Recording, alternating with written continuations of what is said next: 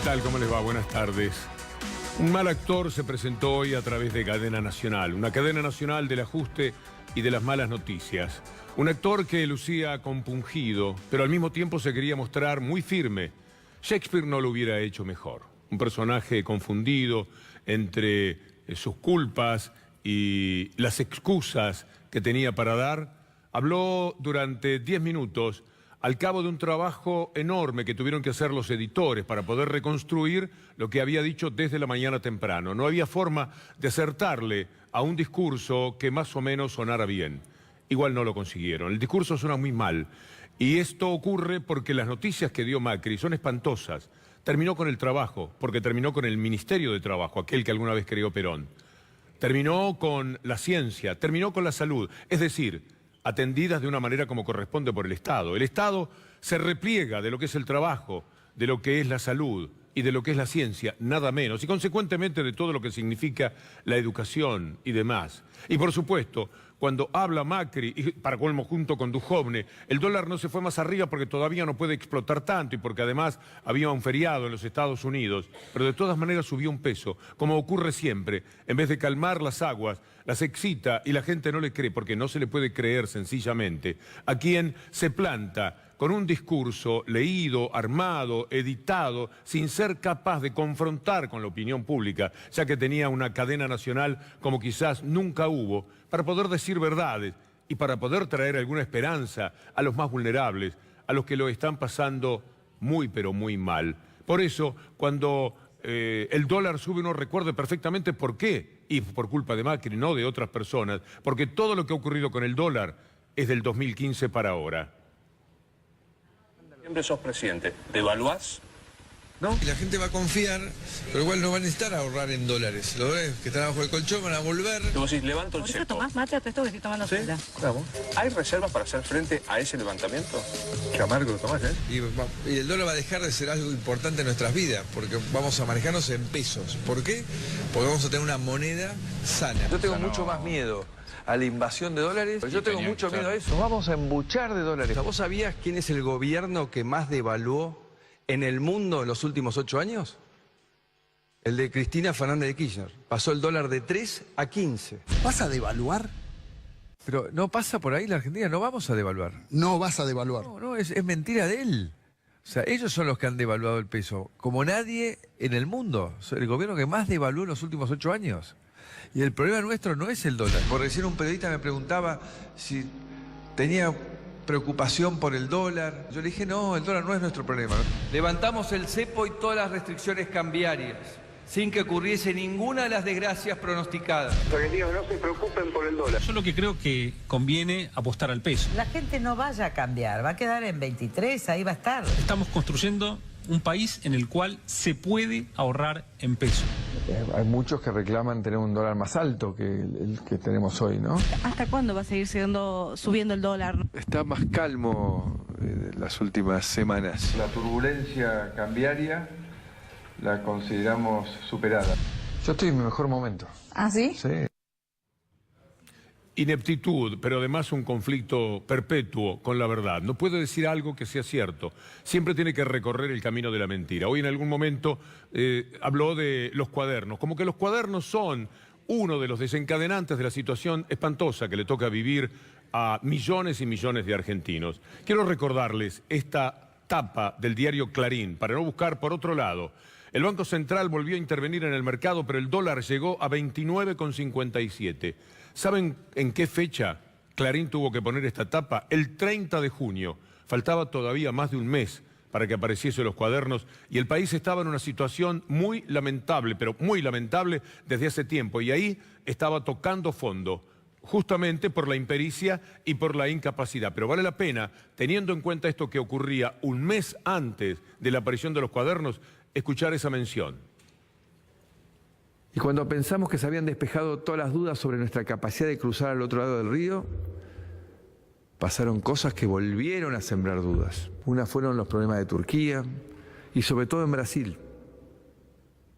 Y la otra es el escándalo de los cuadernos, que sin duda constituyen un antes y un después para terminar con la corrupción que tanta pobreza nos ha traído.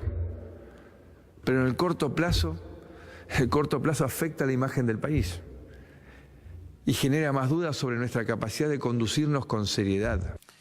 Las monedas de los países emergentes volvieron a depreciarse.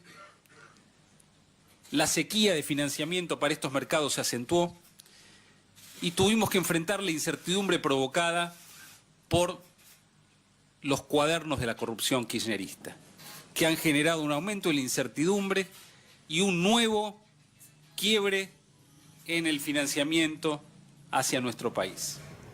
Es muy desvergonzado decirlo así, tanto por Macri como por Duhovne. Es recorrer caminos ante los cuales ya la risa podría ser una acompañante digna de lo que fueron capaces de decir esta mañana en el discurso ultra armado de Macri y en la presentación que, como siempre en el caso de Duhovne, tiene algo de Fidel Pintos. Habla y habla y habla y no siempre se entiende qué es lo que dice. Y daba vueltas y vueltas para decir lo que le tenía que decir a la gente. Sobre todo temía por la información que debía pasarle a la gente del campo. En un rápido punteo de lo que hoy establecía el destacado colega Fernando Borroni, vale la pena recordar lo que son los 33 meses de Macri. Destruyó la matriz productiva.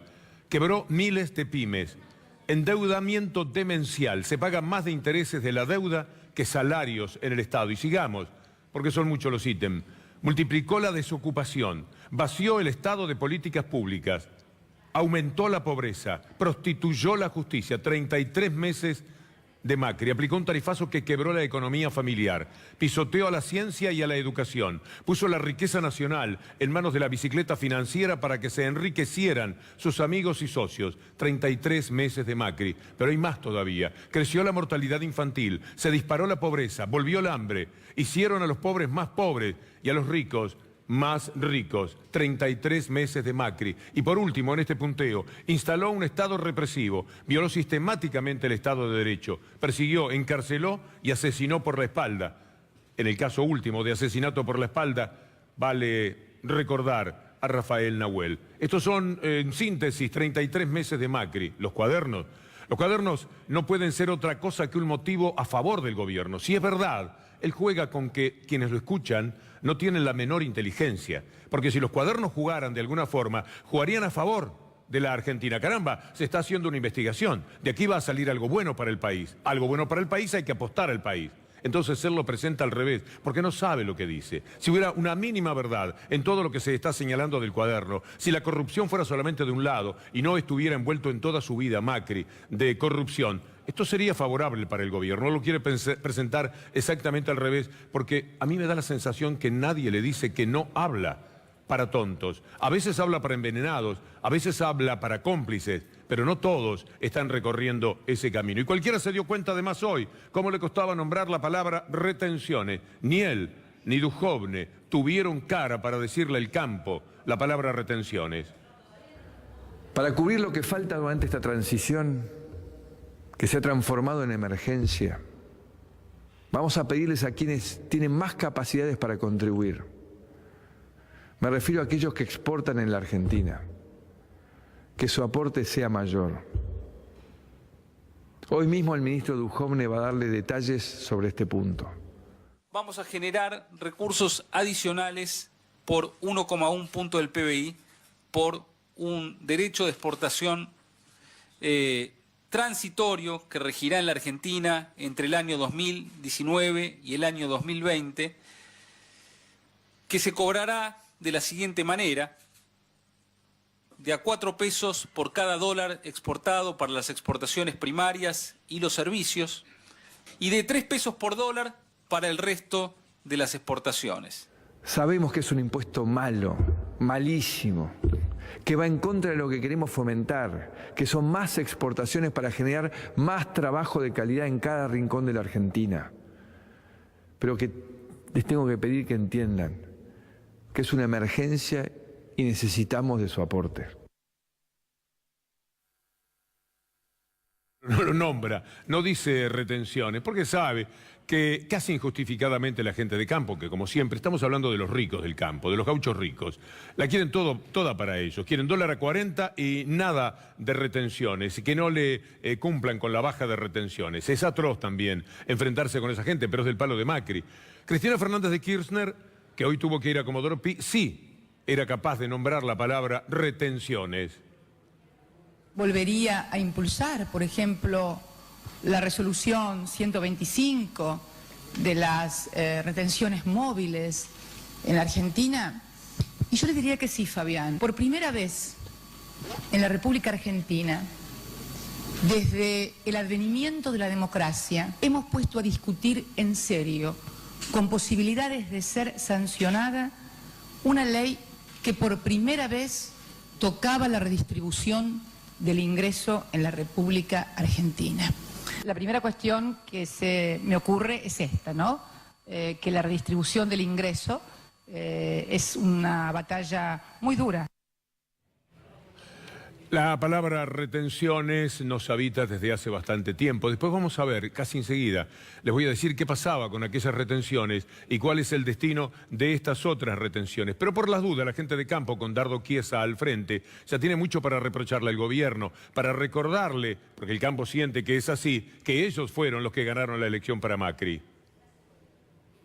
Se vulneran conceptos de cambio profundo de la Argentina, ¿sí? Este gobierno apostó o dijo que había apostado a un modelo de productivo en donde el concepto de retenciones era del pasado y estamos volviendo a lo mismo. Estamos volviendo a la misma Argentina que teníamos antes. No hay ningún cambio. Y esto va de la mano de mucha gente que le encanta. El equipo de Comé le encanta el tema de las retenciones. Han logrado parar el país.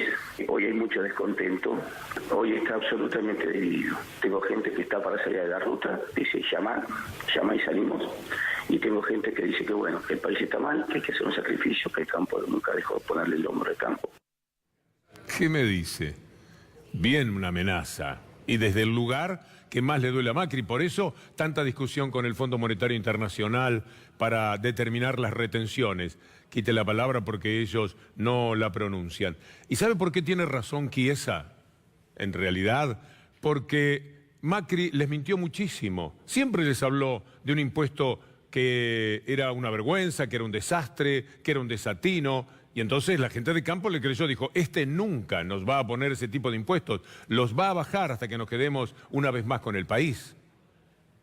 Con respecto al acuerdo con el Fondo Monetario Internacional, plantea que el freno a la reducción de las retenciones es una propuesta y una iniciativa planteada por el gobierno argentino. No creo que la retención sea un impuesto inteligente y que nos genere futuro. Al contrario, nos destruye futuro. ¿Qué va a pasar con las retenciones, presidente? Ya he dicho con claridad que creo que es un impuesto no inteligente, que no favorece lo más importante que tenemos que hacer los argentinos, que es exportar cada día más, porque eso es generar trabajo para los argentinos. Sí, estoy absolutamente convencido de que lo que hemos comprometido es lo que hay que cumplir. Cuando exportamos nuestro trabajo.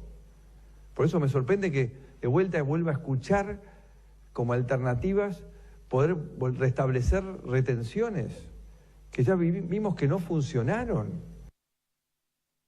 Uno se ríe, posiblemente le suceda a usted, pero la gente de campo no le causa ninguna gracia esto que dice Macri. Pero ¿sabe qué es lo grave de las retenciones? ¿Para qué se usaban antes y para qué se van a utilizar ahora? Ernesto Tiefenberg, en una muy buena nota de este fin de semana, en página 12, nos da claramente una pista. Macri, el rey de los arrepentidos. Durante los 12 años de los gobiernos anteriores, lo recaudado por las retenciones estuvo destinado a sostener políticas de redistribución del ingreso, de ampliación creciente de los puestos de trabajo, de defensa de la industria y la producción nacionales.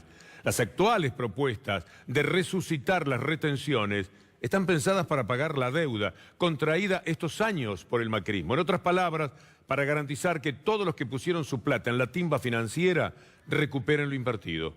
Hay una distancia muy grande entre aquella utilidad que tenían las retenciones y esta. Al Fondo Monetario Internacional y a todos los propagandistas de las recetas liberales, la intervención estatal les repugnaba mientras servía una política de desarrollo basada en el trabajo y el consumo popular.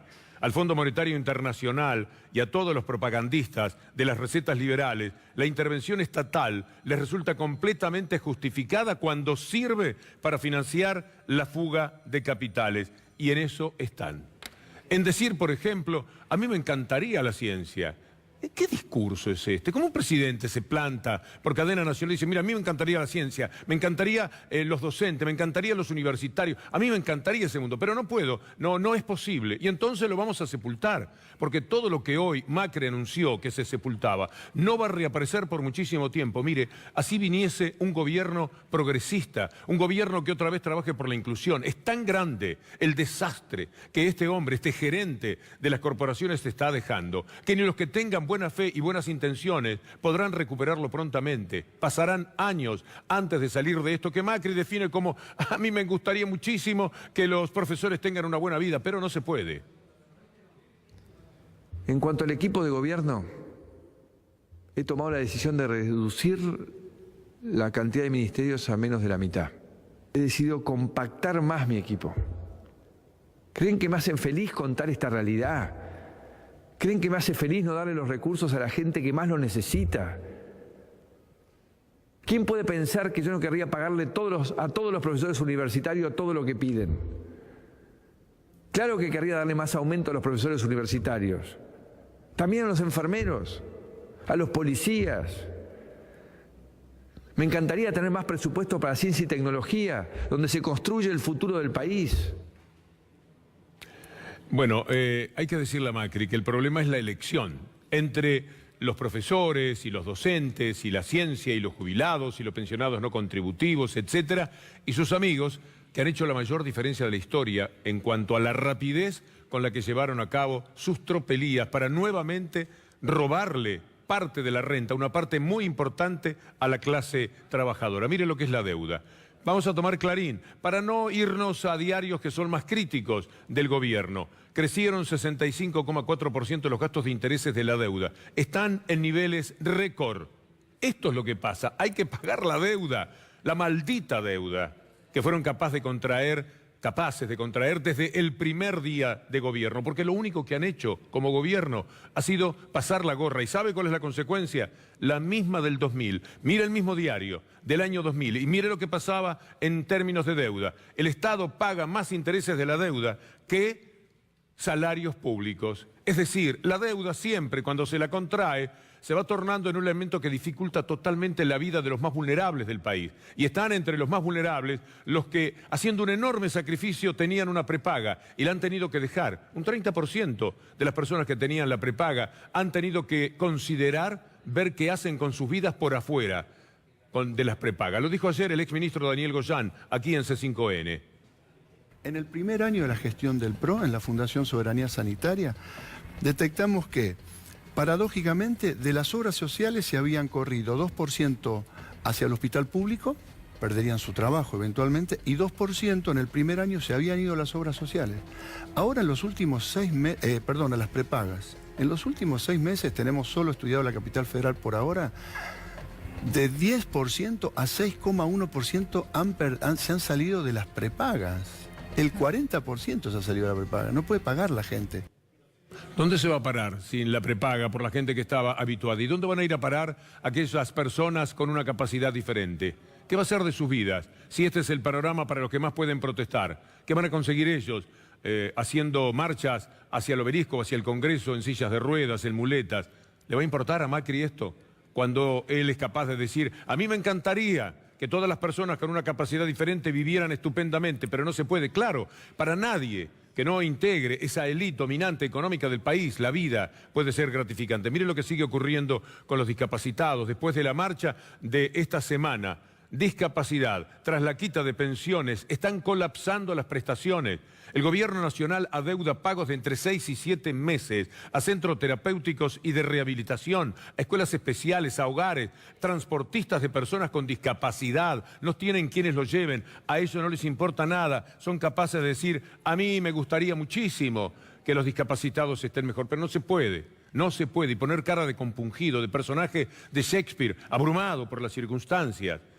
Pero no se trata de eso. Está hablando un presidente, no un actor que mal interpreta a Shakespeare o a cualquiera de esos grandes autores. Y siempre el robo, porque muy rápidamente hay que decirles a ustedes que de la mano de Echeverre y del diario Clarín, los rurales, los gauchos ricos, robaron el viernes, robaron el país, porque Clarín les anunció que se venía el tema de las retenciones. ¿Y qué hizo Echeverre? Al que espero que enjuicien por esto. Echeverre dejó abierta la puerta hasta última hora del viernes, para que todos dijeran, bueno, yo exporto tanto, yo exporto tanto. Solo 9 empresas cerealero-oleaginosas se beneficiaron en casi 2.000 millones al exportar previo a los anuncios que reponen derechos de exportación, accediendo a información privilegiada, la de Echeverre, y contando con la colaboración del Ministerio de Agroindustria. ¿A usted le parece que le pueden hacer esto y después se planta el presidente y dice, a mí me gustaría que los profesores vivieran muy bien y los discapacitados, pero no se puede por esto? Mire las empresas, para que quede claro que también las mencionamos. ¿Cuáles son las empresas que se levantaron entre el conocimiento de la noticia y el final del viernes? 2.000 millones de pesos. Aceitera General Dehesa, Oleaginosa Moreno, Bunge Argentina, ADM Agro. Siga usted leyéndolas porque verdaderamente esto es muy perturbador. Así es que roban a la gente, a usted. Ellos roban a usted. ¿Sabe en qué ya se sabe? En la renta y su reparto. ¿Sabe lo que es la renta? El país produce una determinada cantidad de riquezas. Esas riquezas se reparten entre los que más tienen y los que menos tienen. Los que más tienen se llevan la tajada del león. Se la llevaban al 70% en una época. Cuando entró Perón, la cosa cambió y fue 50 y 50 casi. Y cuando entró el kirchnerismo llegó al 51,2%. ¿Saben cuánto está ahora? En 45, pero en caída. Este es el robo. 6 puntos de la renta del país han sido robados por estos individuos y son de ustedes. Mire este cuadro. Avance con este cuadro. El número más alto, 51.6, 2014. Es decir, la clase trabajadora tenía el 51,6% de las riquezas. Mire a cuánto ha caído ahora, al 45%. Este gráfico, lo que está diciéndole a usted, es por qué tiene la sensación de que antes vivía mejor. ¿Sabe cuántos tienen la sensación de que vivían mejor hasta que apareció Macri, gerente a nombre de las corporaciones? ¿Sabe cuánto ha cambiado la opinión de la vida? El 70% de la gente dice que antes vivía mejor. El otro 30% vive siempre bien, por eso no cotiza en este cuadro que le vamos a presentar. En esto que es un título también. Le damos un instante a nuestros compañeros. Y si no, seguimos, Leandro. Le hablo a Leandro Gabriele, que con un equipo de producción formidable está cada día acompañándome con estos materiales que son, como usted verá, muchísimos y que, por cierto, necesitan toda esta pericia para que usted pueda ver lo que le estoy diciendo. Casi el 70% piensa que vivía mejor antes de que asumiera Macri. Datos que surgen de la Universidad de San Andrés. La mayoría cree que Cristina Fernández de Kirchner manejaba mejor la economía. ¿Y cómo se iba a vivir mejor antes? Si había empleo. ¿Sabe cuánto hace que no hay buen empleo con este gobierno desde que empezaron? Monotributistas nada más, y después se llenan la boca mintiendo, porque mentir mienten siempre, que mejoraron la calidad de empleo. Los datos oficiales revelan que la creación de empleo cayó a niveles del año 2001.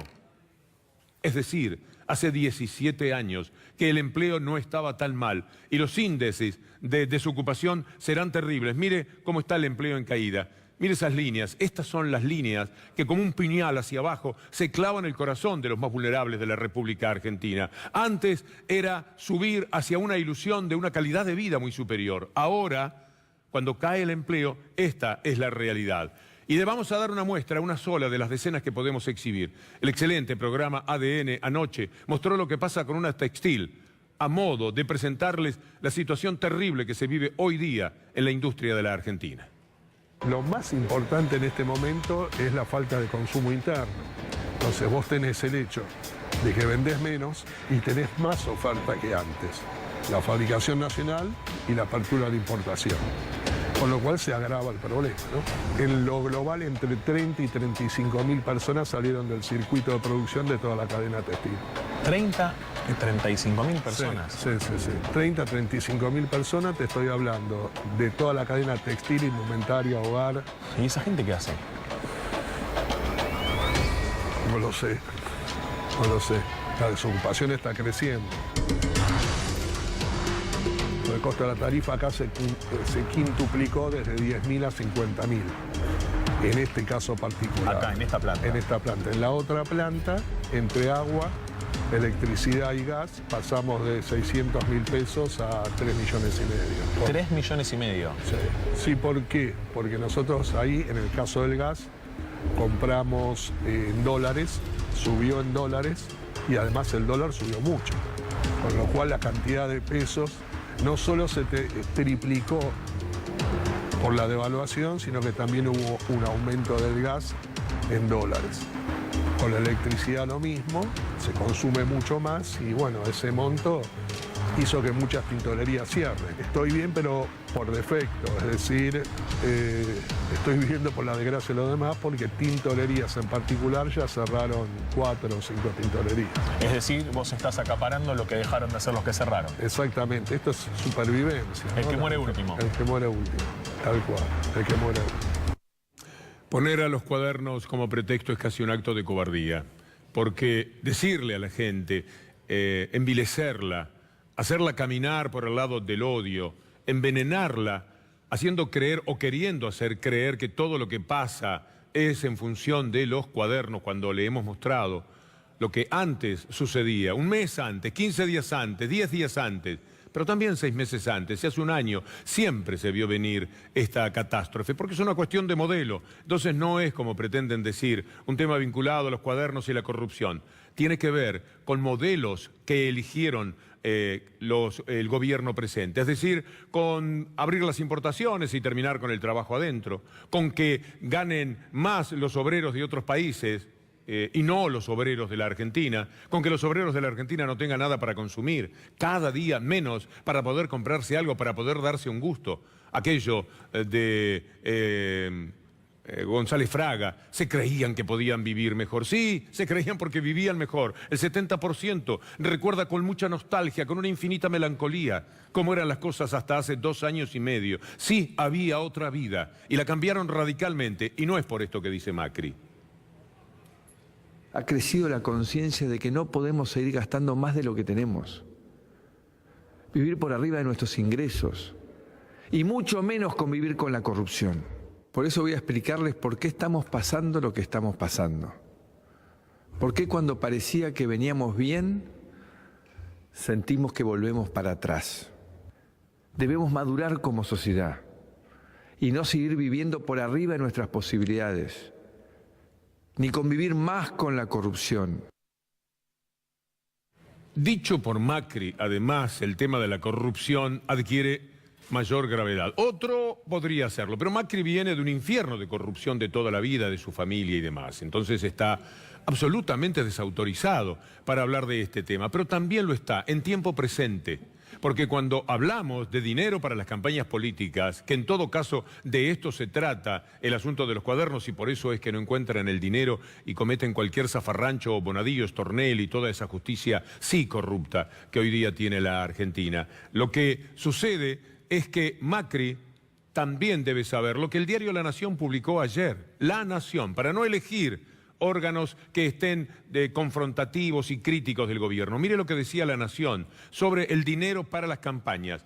El título es: los candidatos gastaron varias veces más de lo que declararon. Según revela el libro La Raíz, escrito por el periodista Elconada Amón, Macri superó 11 veces lo que informó y Scioli explicitó 108 millones, pero erogó más de 2.000 millones. Mira un poco más de la nota, porque es interesante ver lo que ocurrió con Macri. Macri, Cambiemos, habló de 100 millones de pesos, pero la realidad es que gastó 1.700 millones, más de 1.700 millones. Ahí está. Bueno, tenemos la información de Scioli. Si usted busca la nota de La Nación, se va a encontrar con que Macri presentó gastos, Cambiemos, por 100 millones. Pero la realidad es que había 1.700 millones, dicho por La Nación, 1.600 millones negros, plata negra, plata que viene de empresarios, plata que viene por algún motivo de cualquier lado, a veces robada al Estado, plata utilizada también corruptamente, porque ese es el drama de la vida política de la Argentina. Y en eso estamos. Entonces, Macri tendría que ir del brazo, en todo caso con Cristina Fernández de Kirchner, a dar explicaciones sobre el dinero de la política.